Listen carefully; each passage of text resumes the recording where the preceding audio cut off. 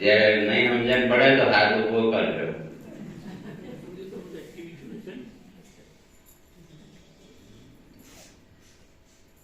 ईश्वर का दर्शन किसने किया, किसने नहीं किया?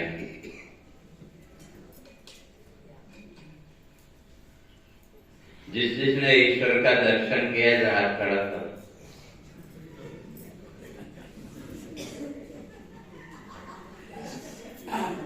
તમે મંદિરમાં જાઓ છો, કોના દર્શન કરવા? મૂર્તિનું દર્શન કરવા જાઓ છો કે ભગવાનના દર્શન કરવા? તો પછી એ કહેવાનો ખોટું થાય કે નહીં, ભગવાનનું દર્શન નથી થયું? દરરોજે મંદિરમાં શા માટે જાઓ છો? તો ભગવાનનું દર્શન કરો છો કે નહીં? પણ આજે વિચાર ઈશ્વરનો સ્વરૂપ, ભગવાનનો સ્વરૂપ તો સામાન્ય રીતે हिंदी गुजराती બંને મેં ભેગું કરેલું। ईश्वर और जीव दोनों में अंतर कितना? केवल उपाय। इसलिए मंत्र कहता है द्वा सुपर्णा सयुजा सखाया। दोनों कैसे हैं? सयुजा। सयुजा माने हिंदी में वैसे जुड़वा कहते हैं, लेकिन जुड़वा भी अर्थ नहीं बनता है। सयुजा ने एक साथ एक ही क्षण में, जैसे दो दर्पण रखो, उन दो दर्पणों के सामने आप खड़े हो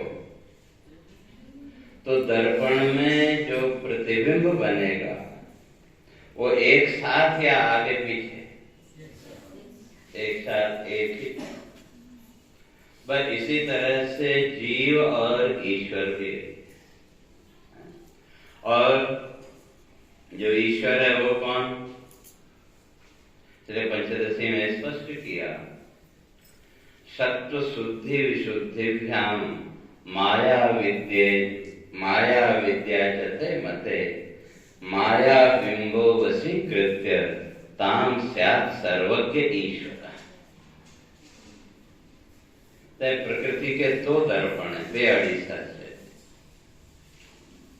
एक माया અને બીજો अविद्या। और जो माया रूपी दर्पण है वहां तीनों गुण शुद्ध, सत्व रज और तम, तीनों गुण शुद्ध। दर्पण लेने आप जाते हो तो दर्पण में जो आपको प्रतिबिंब दिखता है उसका आधार क्या है? दर्पण के पीछे लगी हुई जो पॉलिश वो जितनी अच्छी होगी आपका प्रतिबिंब भी उतना ही अच्छा और उतना ही स्पष्ट दिखेगा। और अगर पॉलिश अच्छी ना हो तो चेहरा भी, उसमें प्रतिबिंब भी अच्छा नहीं दिखेगा। तो बस इसी तरह से जो माया शक्ति है, कहते हैं उसकी पॉलिश शुद्ध है। इसलिए वहां ये जो तीनों गुण सत्व रज और तम, ये तीनों गुण शुद्ध, तो वहां जो प्रतिबिंब बनेगा वो भी कैसा बना? एकदम शुद्ध। और जो अविद्या है वहां तीनों अशुद्ध, तो इसलिए वहां प्रतिबिंब भी अशुद्ध। बस अंतर इतना ही है कि माया बिंब वशीकृत्य, जिसने उस प्रतिबिंब को अपने कंट्रोल में कर लिया तो वो क्या हो गया? ताम स्यात् सर्वज्ञ ईश्वर, वो ईश्वर हो गया। जैसे आपके घर में भी दर्पण है कि नहीं? रोज चेहरा देखते हैं। और कहीं आप गए किसी म्यूजियम में और वहां भी तरह तरह के दर्पण रखे हुए, तो वहां भी आप अपना प्रतिबिंब देखते हैं कि नहीं? तो दोनों में अंतर क्या है?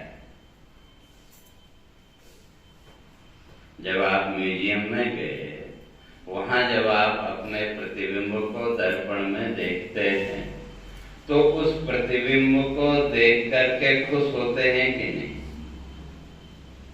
कहीं आप लंबे दिखाई दे रहे हैं, कहीं मोटे दिखाई दे रहे हैं, कहीं पतले, कहीं नाचे, होता है। तो वहां उस प्रतिबिंब को देख करके कभी आपके मन में यह आया कि मैं ऐसा हो गया? कभी नहीं आया। उस प्रतिबिंब को देख करके कभी मन में दुख भी नहीं हुआ। और घर में जो दर्पण रखा है उसके सामने जब गए तब बस अंतर इतना ही है जीव और ईश्वर में। क्यों? वहां म्यूजियम में जब आप गए तो वहां आपको पता है कि ये मेरा शैडो है, मेरा प्रतिबिंब है और ये झूठा है। ये आपके मन की वृत्ति है। और वहां भाई आपके हिसाब से नहीं दिख रहा हो तो यूं यूं करके भी देखते हैं, ऐसे करके देखो कैसा दिखता है। लेकिन वहां कोई मन में दुख का भाव आया क्या? क्यों? वहां वो प्रतिबिंब आपके कंट्रोल में है, आपके नियंत्रण में है। और घर के दर्पण में जो है ही नहीं उसको सच्चा मान लिया। घर के दर्पण में जो दिख रहा है, और दर्पण ने तो उल्टा करके दिखाया कि तो जो दिख रहा है वो है क्या? जो दर्पण में आप दिख रहे हो वो तो आपकी छाया मात्र है ना, आप तो नहीं हो। लेकिन उसी को मैं मान लिया कि नहीं, और जैसे ही उसको मैं माना, सुख दुख के बंधन में बंधेगी। बस अगर जीव और ईश्वर की अगर बात करें तो बस अंतर इतना ही है। इसलिए संसार के दृश्यों में बंधना जिस दिन छोड़ दोगे, भरत भाई बोल रहे थे ना त्याग, जिस दिन ये संसार की वृत्तियों में बंधने की वृत्ति का त्याग कर दोगे, उस दिन ईश्वर बन जाओगे। लेकिन विडंबना यह है मनुष्य की,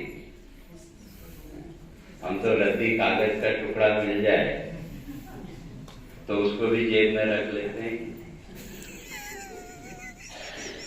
चलो अभी नहीं तो बाद में कुछ लिखने का काम आएगा। और जो व्यक्ति रद्दी कागज के टुकड़े को नहीं छोड़ सकता तो संसार को कैसे छोड़ेगा? इसलिए अगर जीवन में सुख आनंद की अनुभूति अगर प्राप्त करनी है तो उसके लिए त्याग की वृत्ति को जीवन में अपनाना पड़ेगा। क्योंकि त्याग के बिना आपको जीवन में आनंद नहीं मिल सकता। रात को सोने के लिए जब जाते हो, सारे संसार की वृत्तियों को पीछे छोड़ते हो कि नहीं? और उस निद्रा की अवस्था में क्या मिलता है? सुख है कि दुख है? सुख, उसको सुख नहीं कह सकते, क्योंकि सुख में पराधीनता है।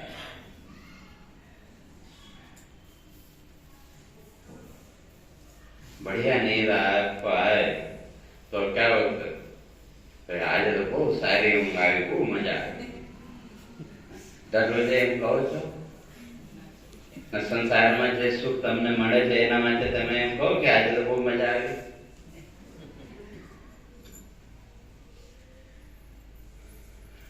तो कहने का अर्थ है कि उस आनंद की स्थिति तक पहुंचना है तो त्याग वृत्ति भी आवश्यक है। अब रही बात ईश्वर की, तो ईश्वर है, इसको तो निर्विवाद रूप से सबने स्वीकार किया, चाहे वो आस्तिक दर्शन हो चाहे नास्तिक दर्शन।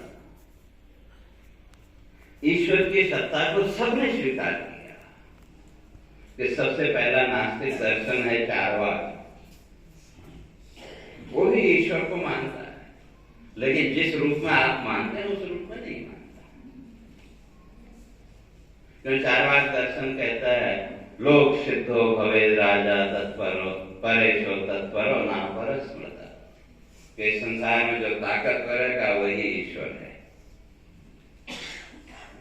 और सामान्य मान्यता वो है कि नहीं, कोई आपकी मदद करे और करे तो आप बोलते नहीं आप तो मेरे लिए भगवान हो, हम बोलते हो कि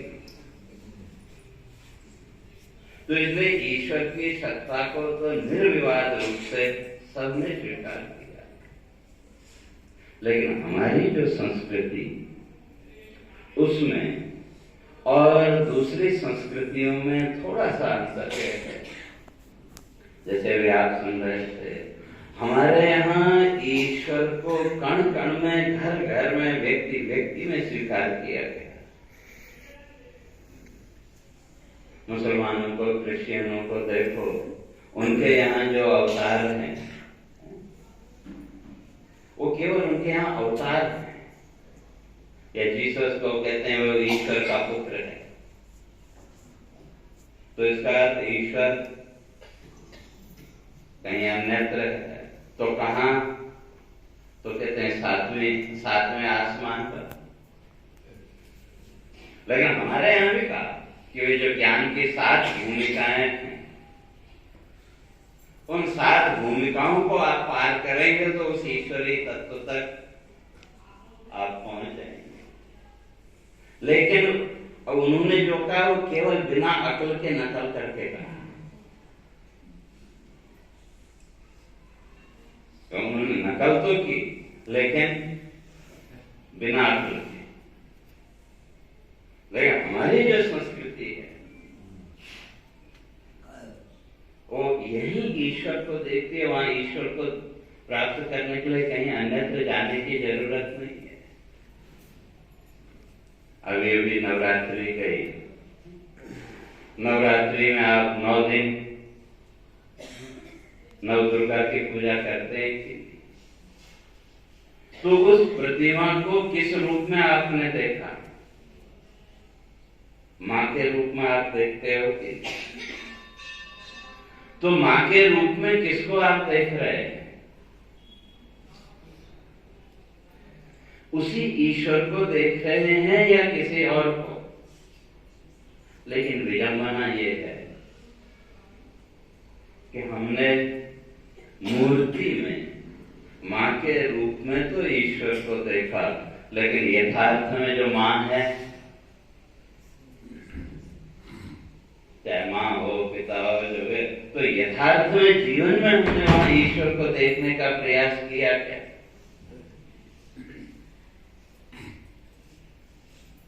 तो हमारी जो संस्कृति है ये आपको ईश्वर को खोजने के लिए कहीं अन्यत्र जाओ ऐसा नहीं कहती। हमारी संस्कृति हर रूप में आपको ईश्वर का दर्शन कराती है। और एक जो छोटा बच्चा है उसकी दृष्टि से विचार करके देखें तो माता पिता उसके लिए ईश्वर रूप हैं कि नहीं?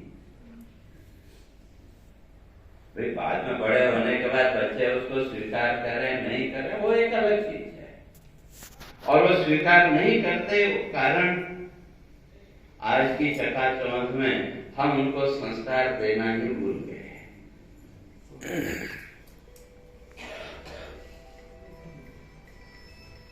लेकिन अगर ईश्वर को देखना है, ईश्वर के रूप का दर्शन करना है, थोड़ा सा विचार करके देखो तो हर रूप में ईश्वर है। हमारी संस्कृति में हर रूप में हमको ईश्वर का दर्शन कराती है। केवल वो ईश्वर मूर्ति मात्र में है ऐसा नहीं, लेकिन हमने ईश्वर को खाली एक उस मूर्ति तक, एक आकार तक सीमित कर दिया। और उसका कारण कभी हमने अपनी बुद्धि का उपयोग ही नहीं किया। हम तो सोचते हैं बस हमको रेडीमेड सब मिल जाए। और दूसरी बात, अगर ईश्वर की बात करें तो ईश्वर का कभी आपने ईश्वर के रूप में विचार किया क्या? कभी नहीं किया। भगवान है, ईश्वर है, ये सब मानते हैं, लेकिन ईश्वर को क्या माना? हमने ईश्वर का कभी भी ईश्वर के रूप में विचार ही नहीं किया।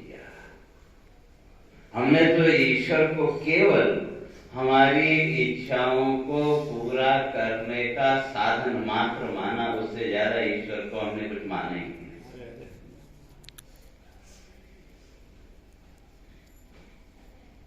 जिस रूप में आप ईश्वर को मान रहे हो, वहां से अगर तुम्हारी इच्छा पूरी नहीं हुई तो छोड़ो इस भगवान को, दूसरे की पूजा। तो ईश्वर का ईश्वर के रूप में कब विचार किया आपने? और जब तक ईश्वर का ईश्वर के रूप में विचार नहीं करोगे, जब तक ईश्वर को ईश्वर के रूप में देखने की कोशिश नहीं करोगे, तब तक ईश्वर का दर्शन लाख कोशिशों के बाद भी नहीं होगा। और जिस दिन ईश्वर को ईश्वर के रूप में देखना आपने शुरू कर लिया, तो उस दिन ईश्वर आपसे कहीं दूर नहीं है। तद्दूरे तदन्निकेच, वो ईश्वर आपसे दूर नहीं है। थोड़ा सा विचार करके देखो, आपके जो भी माता पिता हैं, जिस तरह से आप ईश्वर से अपेक्षाएं रखते हो, बचपन में वो सारी अपेक्षाएं आपके माता पिता ने आपकी पूरी की कि नहीं? या आप भी अपने बच्चों की अपेक्षाएं, जैसे ईश्वर से हमको अपेक्षा है, उसी तरह से आप अपने बच्चों की अपेक्षाओं को पूरा करते हो कि नहीं? तो फिर ईश्वर दूर कहां है? लेकिन उस ईश्वर को ढूंढने के लिए जीवन भर बिना विचार के भटकते रहे, और लेकिन मिला कुछ नहीं। इसलिए ईश्वर का ईश्वर के रूप में विचार करो तो ईश्वर का दर्शन उसी समय आपको। एक उदाहरण मैं देता हूं। आप कहीं गए किसी दूसरे शहर में, किसी काम से गए, ये जीवन में कई बार ऐसी घटनाएं घटित होती है। कोई समस्या आ गई और उस समस्या से बाहर निकलने का आपने बड़ा प्रयास किया, लेकिन कोई समाधान आपको नहीं मिला, बड़े परेशान हैं। इतने में एक व्यक्ति कोई आया और उसने आपकी मदद की और आप उस समस्या से बाहर निकल गए, और उसके बाद वो व्यक्ति अपने रास्ते और आप अपने रास्ते। और फिर जब आप घर पहुंचे, घर पहुंच के जब उस घटना का आप विचार करते हैं तो क्या बोलते हैं? उस व्यक्ति के रूप में ईश्वर ही आया था, ये मानते हैं कि नहीं? लेकिन विचार नहीं करते। मान तो लिया, लेकिन उससे आगे हमने उसका विचार नहीं किया। थोड़ा सा विचार करके देखो तो फिर ईश्वर कौन है? ईश्वर का स्वरूप क्या है? क्योंकि वो जो व्यक्ति है जिसने आपकी मदद की, उसको आपसे कोई अपेक्षा है क्या? हमको तो अपेक्षा हो सकती है, लेकिन जो व्यक्ति आके जिसने हमारी मदद की, उसको हमसे क्या अपेक्षा है? हमें तो अपेक्षा है कि कोई आए मदद करे, हमको इससे निकाले, लेकिन उसको क्या अपेक्षा है? वो तो आपको जानता भी नहीं, आप भी उसको नहीं जानते, तो फिर ईश्वर कौन है? बिना किसी अपेक्षा के, बिना किसी प्रकार के प्रतिफलन की भावना के, जो हर समय आपकी मदद करने के लिए किसी न किसी रूप में तैयार है। जरूरी नहीं कि वो मनुष्य ही हो, पशु पक्षी के रूप में भी हो सकता है। तो फिर ईश्वर कौन? वो सत्ता, वो शक्ति जो बिना किसी अपेक्षा के हर समय आपकी मदद करने के लिए तैयार है। ऐसी जो सत्ता, ऐसी जो शक्ति है, उस शक्ति का नाम ईश्वर है, भगवान, और उसको कोई अपेक्षा नहीं। अब उस तरह से विचार करके देखें, इस सृष्टि के अंदर जितनी वनस्पतियां हैं, जितने पेड़ पौधे हैं,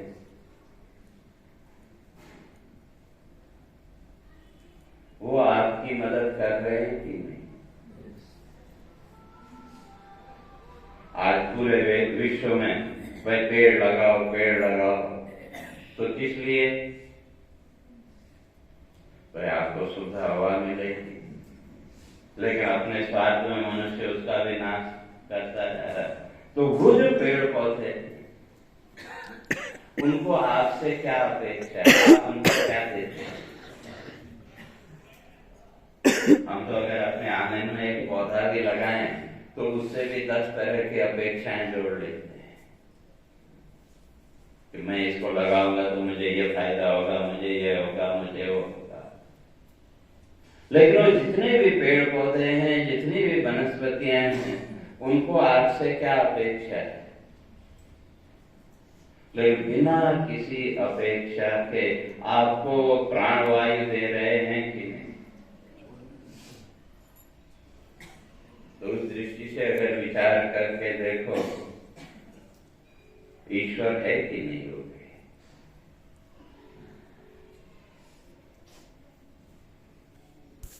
और जितने भी पशु पक्षी हैं,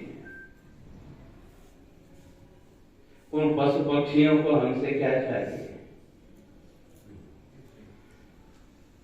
वो जो पशु पक्षी हैं, वो हमसे क्या अपेक्षा रखते हैं?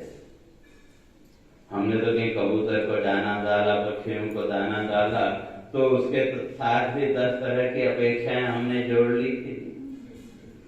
मैंने ये पुण्य किया तो मुझे ये मिलना चाहिए, मैंने ये पुण्य किया तो मुझे ये मिलना चाहिए। और वो जो पशु पक्षी हैं, वो हमसे क्या अपेक्षा है? उनको आपने दिया, ठीक, नहीं दिया, लेकिन फिर भी वो अपना काम बिना निस्वार्थ भाव से कर रहे हैं।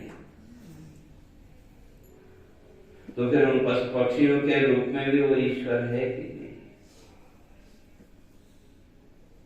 तो इस दृष्टि से अगर विचार करके देखो, तो ईश्वर दूर कहां है?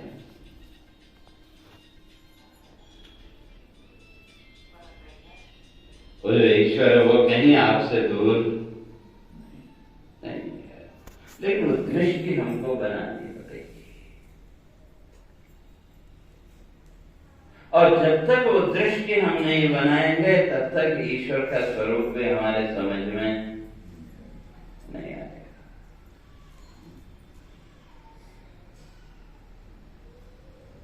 जैसे किसी ने लिखा है, नजरें बदल जाती हैं तो नजारे बदल जाते हैं, कश्ती का रुख मोड़ दो तो किनारे बदल जाते हैं।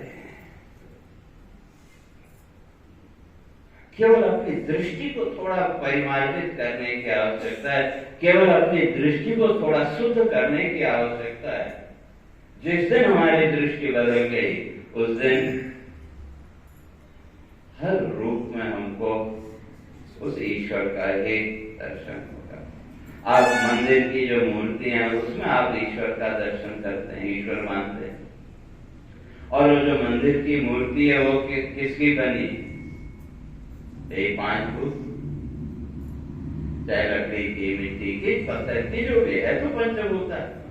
और आपका ये जो शरीर है ये भी किससे बना है? वही 5 भूत। और जो मंदिर की जो मूर्ति है उसकी महत्ता कब है और कब तक है? आप गए, माना बाजार में गए या कहीं राजस्थान वगैरह गए, कोई घर के लिए आपको मूर्ति लानी है, वहां से आपने एक मूर्ति पसंद की, और वो जो जहां मूर्ति वाला है वहां तो कितनी मूर्तियां रखी हैं, कई मूर्तियां हैं कि, लेकिन किसी भी मूर्ति को आपने वहां नमस्कार किया क्या? तो क्यों? वहां केवल दृष्टि मूर्ति की है। हमारी दृष्टि में वो केवल मूर्ति, हम केवल मूर्ति के वहां बाह्य सौंदर्य को देखते हैं।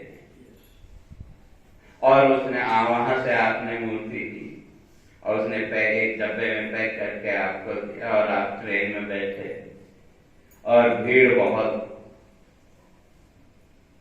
आपको कहीं जगह नहीं मिली और ट्रेन में दरवाजे के पास खड़े होने की थोड़ी जगह मिली, लंबी यात्रा है, खड़े खड़े तो नहीं आ सकते, तो जब थकने लगे तो क्या किया?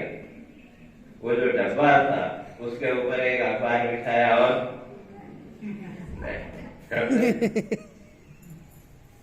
और उसी मूर्ति को जब आप घर में लेके आए, घर में लाके अपनी श्रद्धा के अनुसार आपने इसको स्नान कराया और जो भी स्थान आपने निश्चित किया था वहां उस मूर्ति को जैसे ही आपने रखा, तो उसके बाद उसको पैर से छू सकते हैं क्या? तो क्यों? जैसे ही आपने उस मूर्ति को, जो स्थान आपने निश्चित किया था, जैसे ही वहां रखा, उसके साथ ही अपनी भावना के द्वारा उसमें प्राण की प्रतिष्ठा की थी। उससे पहले तक वो केवल मूर्ति थी। जैसे ही आपने भाव रूप से वहां प्राण प्रतिष्ठा की, उसके साथ ही वो क्या बन गया?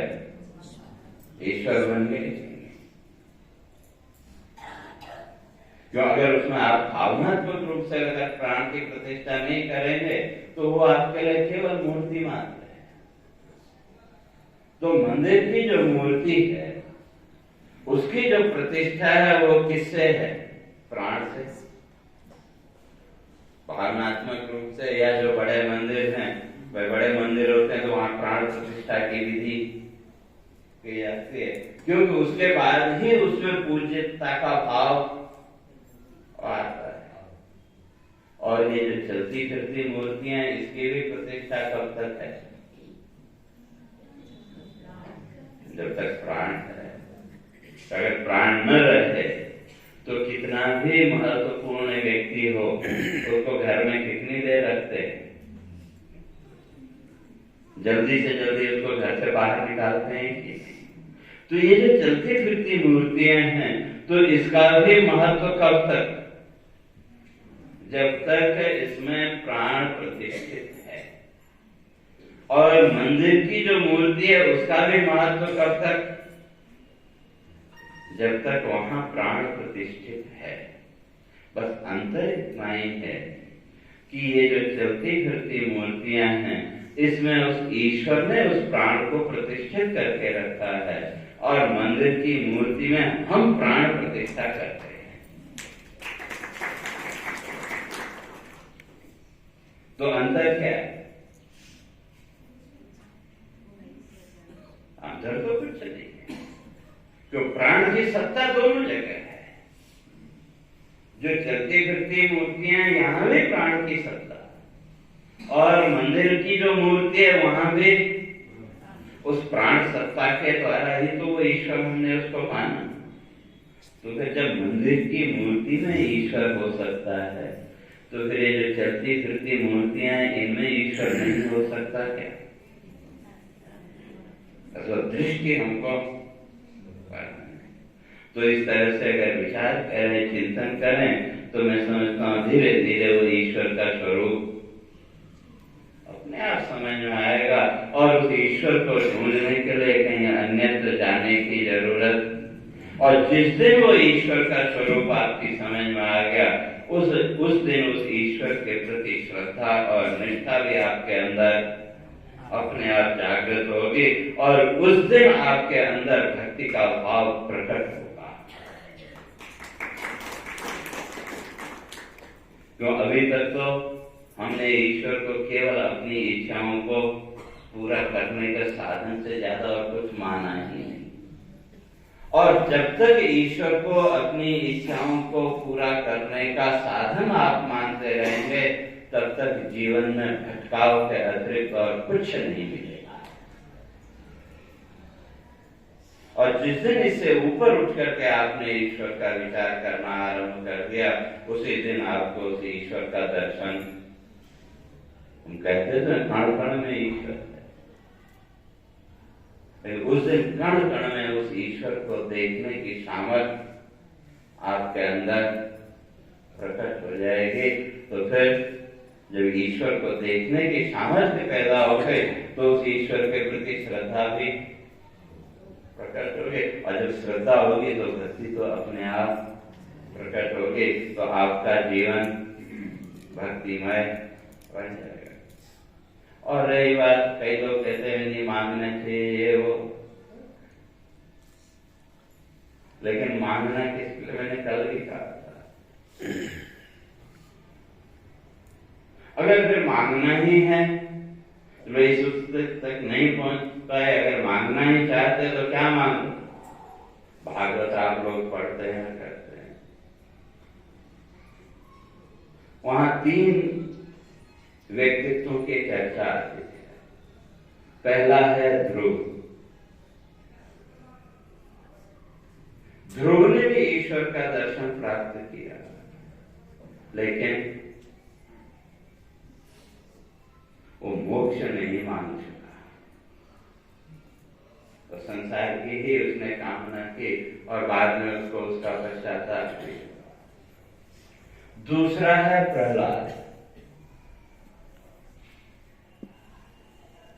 भगवान ने कहा मांगो, भगवान, प्रहलाद कहता है नहीं, कुछ नहीं चाहिए।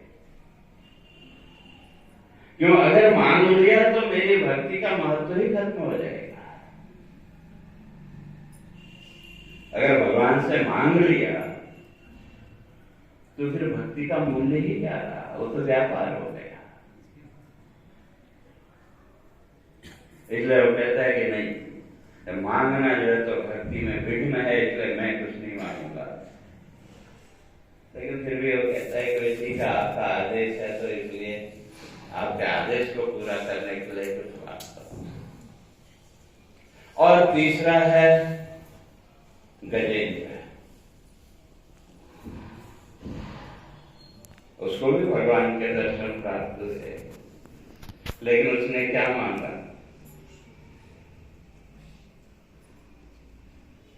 न काल योगेन यस्य विप्लवः। कि मैं इस शरीर से छूटना नहीं चाहता, क्योंकि ये शरीर तो आप चाहो या न चाहो एक न एक दिन अपने आप नष्ट हो ही जाएगा। तो फिर क्या मांगना?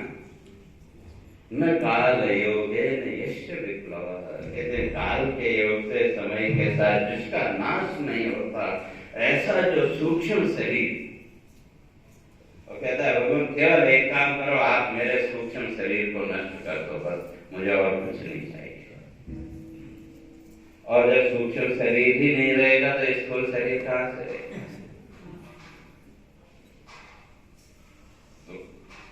है मोक्ष, लेकिन सीधे सीधे मोक्ष न काल योगे नैष्ठ विप्लवः तस्य आत्मा वर्णस्य लोकम मोक्ष। जो आत्मा के ऊपर जो आवरण है, इसका ये सूक्ष्म शरीर का, बस इससे आप मुझे मुक्त कर दो बस।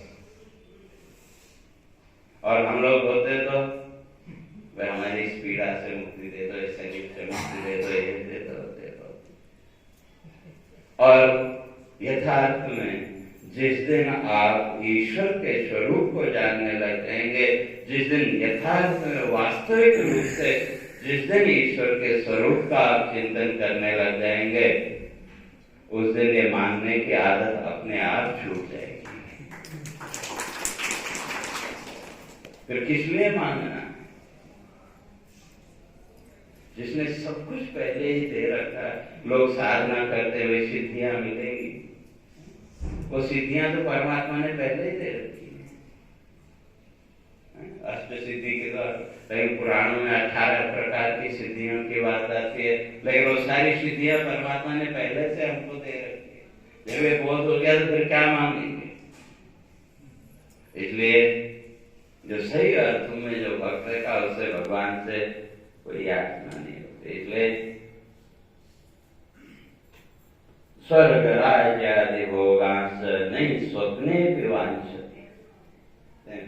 ब्रह्म वैवर्त पुराण ने स्पष्ट किया कि जो सही अर्थ में जो भक्त है का वो स्वर्ग राज्यादि भोगांश स्वप्ने भी न वांछति, का वो स्वप्न में भी उनकी कल्पना नहीं करता है। तो वो तो क्या चाहता है? तद वांछा मम से बने। भक्ति की इच्छा तो अगर पहली बात तो जिसने उस ईश्वर के स्वरूप को जान लिया, और जब ईश्वर के स्वरूप को जान लिया तो सारा द्वैत अपने आप निवृत्त हो जाएगा। और जब द्वैत भ्रांति निवृत्त हो गई तो फिर जब कोई है ही नहीं तो किसके लिए क्या मानना? और अगर कुछ इच्छा भी है तो वांछा मम सेवने, भगवान ने उसकी इच्छा केवल यही होती है कि वो केवल मेरी सेवा करे, पर उससे अपेक्षा ज्यादा उसकी कोई इच्छा है ही नहीं। तो ईश्वर के स्वरूप को का यथार्थ निरूपण करना तो श्रुतियों के लिए भी संभव नहीं है। तो हम लोग तो क्या कर सकते हैं? श्रुतियों ने जो कहा उसी के आधार पर। लेकिन जब आप चिंतन करेंगे, विचार करेंगे, तो उसका जब जीवन में अनुभव होगा तो उस अनुभव के साथ साथ वो ईश्वर का स्वरूप अपने आप आपके अंदर वो प्रकट होगा। और जैसे जैसे वो प्रकट होगा तो वैसे वैसे जीवन में शांति और प्रसन्नता का भाव अपने आप जीवन में आता है, और संसार के द्वंद्वों से आप धीरे धीरे मुक्त होते चले जाएंगे। तो आज का जो द्वितीय दिवस का कार्यक्रम, तो હવે કાલે તો શ્રદ્ધાંજલિનો આપણા સ્વામી આવશો ઓળખો જાણો છો સારી રીતે। તો સ્વામી મહેશ્વરાનંદ પુરીજીની બીજી પુણ્યતિથિ, તો ગયા વર્ષે આપણે નક્કી કર્યો હતો કે 18 ડિસેમ્બર તારીખ પ્રમાણે, કેમ तिथि प्रमाणे तो आवे છે આ વર્ષે 26 ડિસેમ્બર दत्त जयंती ना दिवसे शरीर पूरो थयो। तो गई वर्षे पण आ तारीख प्रमाणे तो એટલે નક્કી કર્યો કે અહીંયા જામનગરનો તો દર વર્ષે આજે પ્રોગ્રામ છે, એ જ રીતે તારીખ પ્રમાણે દર વર્ષે થશે ને કાલે એને શ્રદ્ધાંજલિ એનો કાર્યક્રમ રહેશે। टाइम प्रमाणे બધા આવો ને શ્રદ્ધાંજલિ પછી અન્નપૂર્ણાનો પ્રસાદ પણ મળશે। તો એટલે કાલે આવજો બધા, અને બીજાને પણ સાથે લેતા આવજો। અને મેં કાલે પણ કીધું તો આપણા ગુરુજીની આ જાહેર વિદ્યા ગુજરાતીમાં છે, અને જેને વાંચવું હોય ને એ ઈશ્વર તત્વને સમજવું હોય તો એ દહરાકાશમાં એ જે તત્વ છે કેવી રીતે રહે છે એને સમજવું હોય તો આ પુસ્તક મેં કાલે પણ કીધું કે એના કઈ પૈસા નથી આપવાના, પણ એક જ નિયમ રાખવાનો કે લઈ જાઓ તો દરરોજ એ વાંચવાનું। એ બહારથી તમને મળી જશે તો જતી વખતે જે જેને જોતી હોય તે પુસ્તક લઈ જાઓ અને વાંચો તો ખરેખર ઈશ્વરનું સ્વરૂપ કેવું છે એ, અને પછી સમજે તો પછી જિજ્ઞાસા ઊભી થશે હવે આગળ શું છે એ જાણવાની। તો તમારું જીવન પણ અધ્યાત્મ સાથે જોડાઈ જશે। હવે આ સત્રને અહીંયા વિરામ આપીએ. હવે સીધા થઈને હરે